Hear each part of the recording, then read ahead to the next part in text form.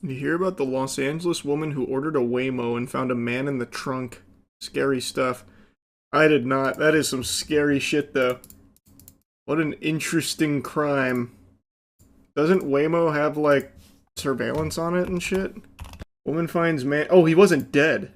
Woman finds man hiding in trunk of self-driving Waymo.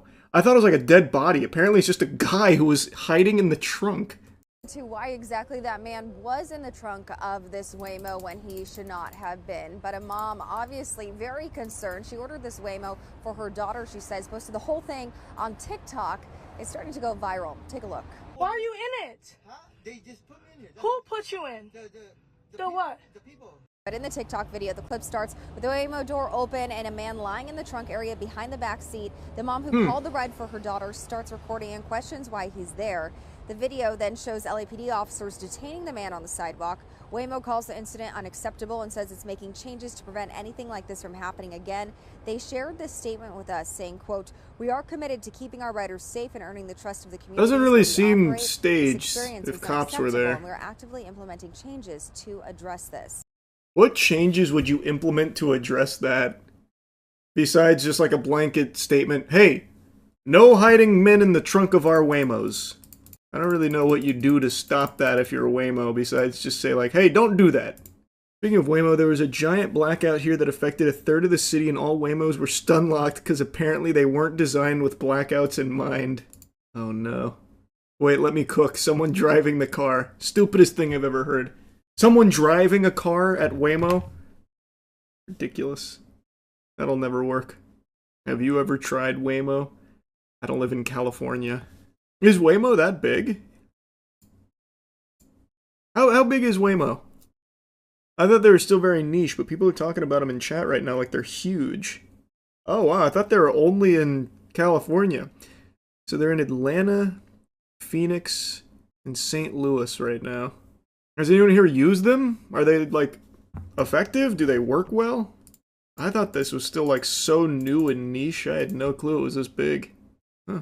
A lot of Waymo heads here. A lot of people saying that they're good. They literally honk at everything, it's obnoxious. Cool. I take them a lot and just signed up for their freeway testing. You fucking brave soldier. Are they gonna pay out your family millions if you die in it? Freeway testing? Good lord. Don't know if I'll ever trust self-driving cars. Yeah, I'm kind of in that boat too. The concept is a little scary to me. I'm just hoping I can get hit by one so I get a bag. A good plan, Scoots. That's cool though. If Tampa ever gets some Waymos, I might give it a whirl. Have you heard about PETA with Uma Musume? Nope. Did they have an issue with it? The horse girl racing gotcha? They posted an image of a horse girl with a broken leg which could get them sued. How did... PETA's so interesting to me.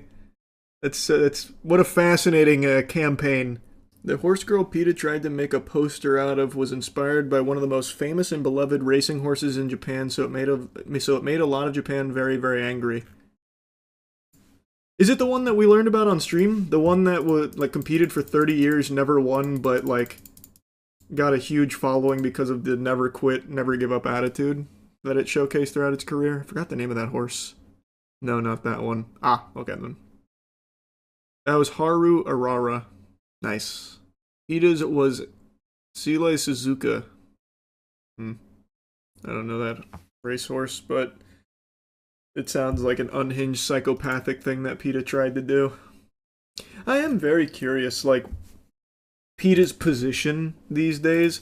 Because growing up, a lot of people didn't like PETA, but they still had, like, a strong foothold on culture. Like, they were still very popular and, like, a grand scheme of things. Nowadays, I don't know of anyone that like actually supports them or views them as anything other than a joke.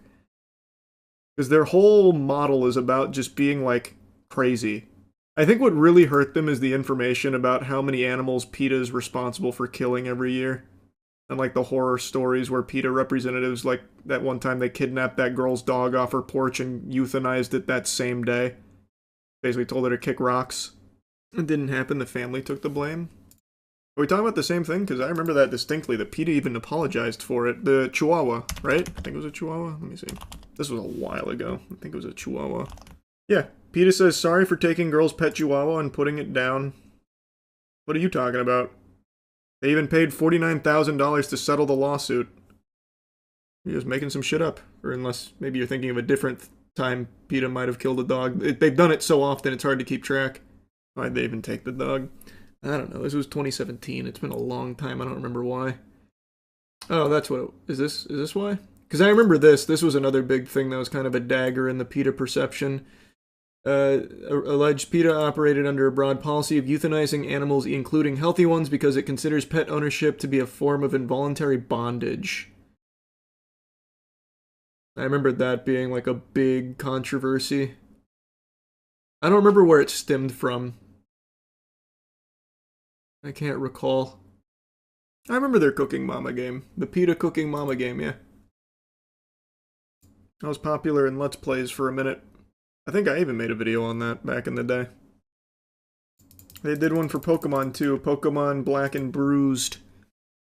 They used to do that pretty often. Does PETA even have any sway on anything nowadays? I don't know. That's what I was saying a minute ago. I have no clue. The Odyssey trailer got all the internet historians calling it inaccurate. Did they release a new trailer? I had one before Avatar Fire and Ash. I'm assuming that's the trailer they released. No. This guy was in the thing I saw before Avatar. They played like an entire sequence. I recognize him. Years of war.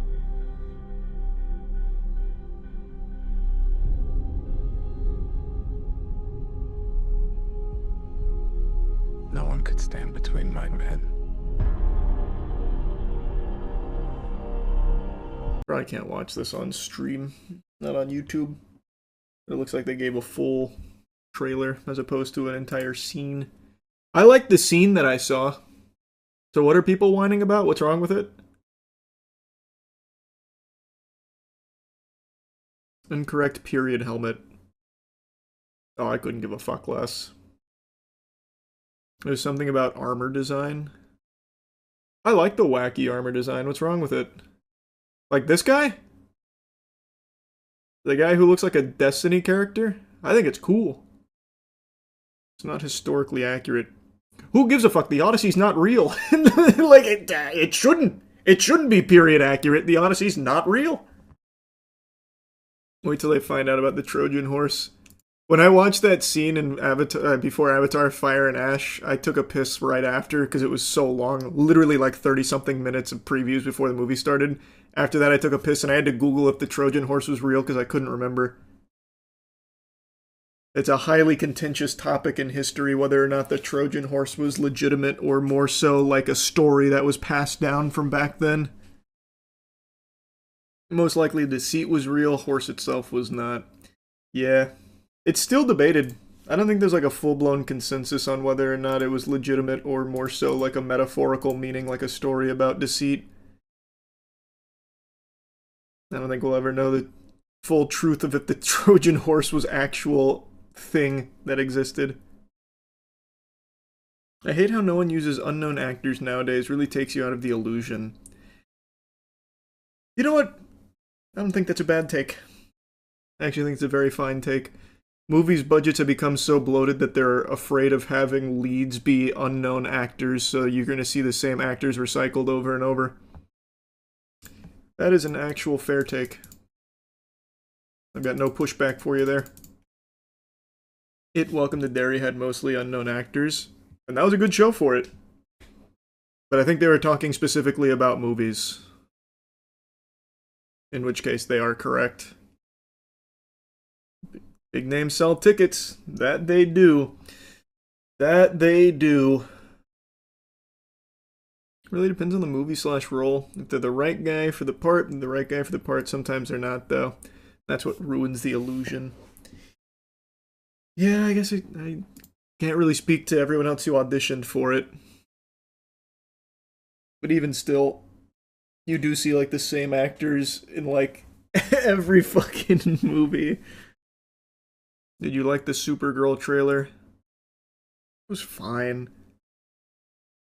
Just pretty standard superhero trailer. Feels like every superhero movie is, we're not your average superhero movie. Like hers being Truth, Love, and whatever. It's like, okay, I mean, not being your average superhero movie has become the average superhero movie. Which is why Superman was pretty refreshing. Jason Momoa did look great as Lobo. He did. He fit really well as Lobo.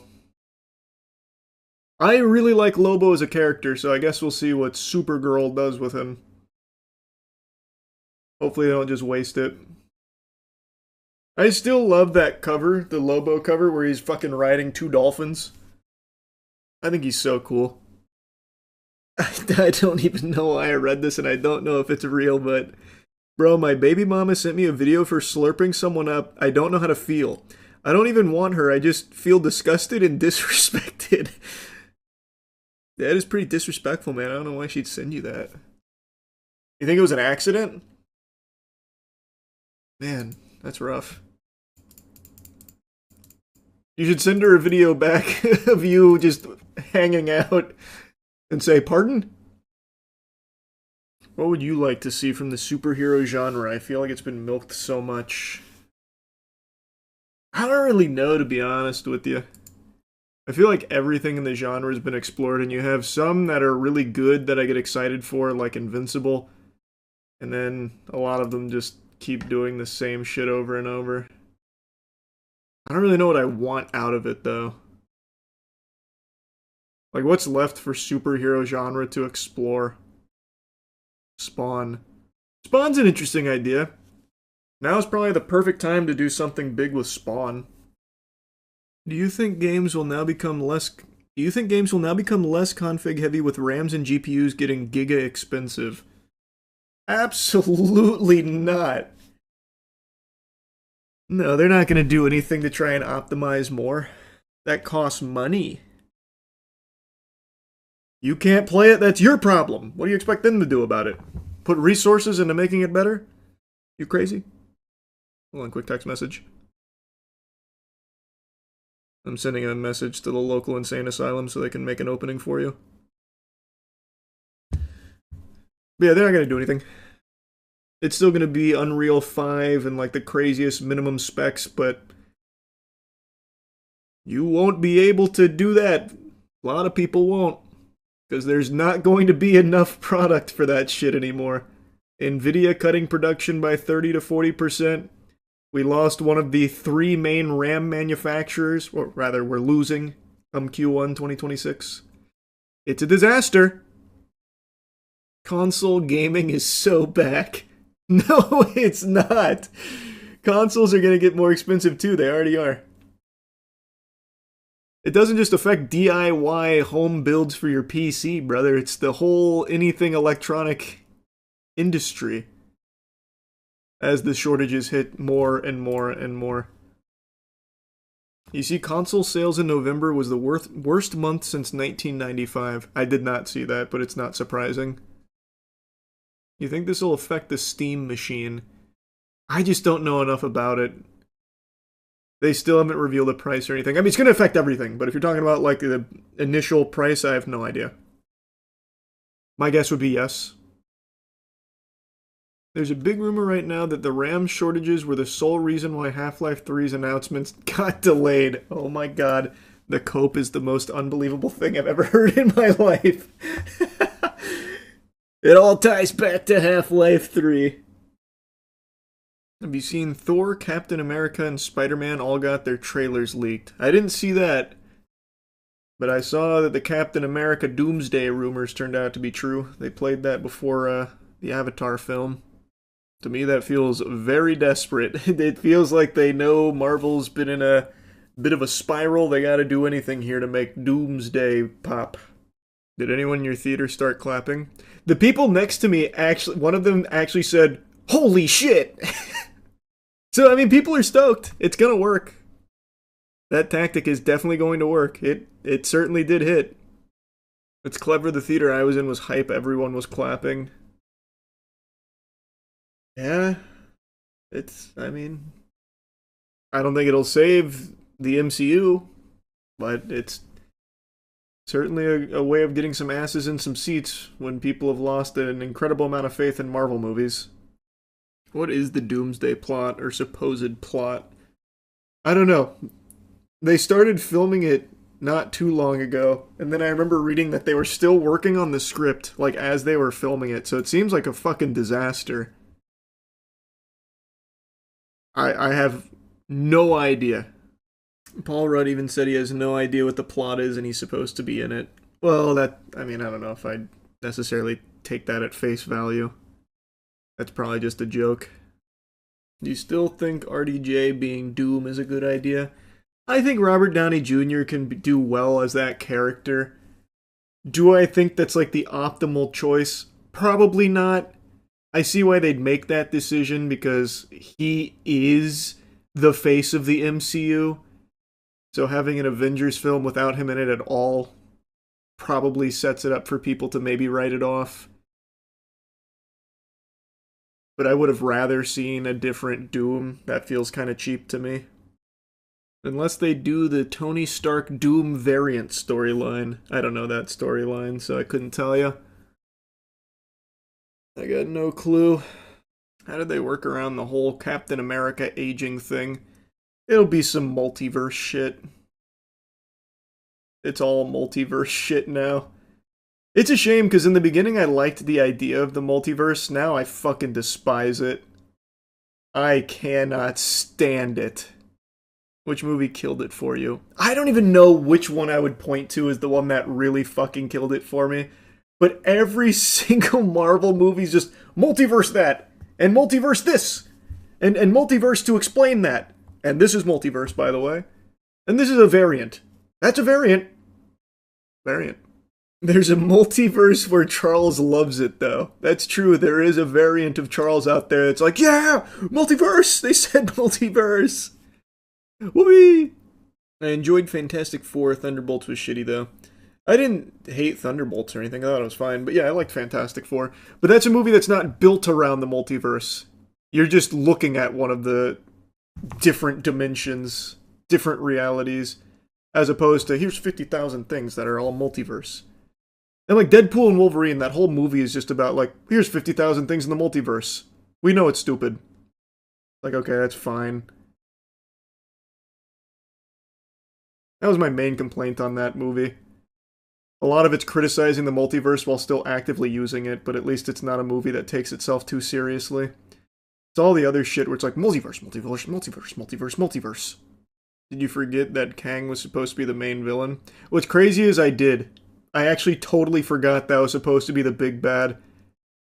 Because in Quantum Mania, he got the knuckle sandwich of justice, and that was the end. That's the only time we saw Kang, like, fight. Holy shit, what a disaster. Can't Marvel just stick to one story for one each Marvel universe at a time? No. They've already made their bed, now they have to lie in it where everything has to be interconnected, and now they use the multiverse as the big doodad that allows everything to connect even when the writers can't figure out a way of doing it, so they can lazily just say multiverse.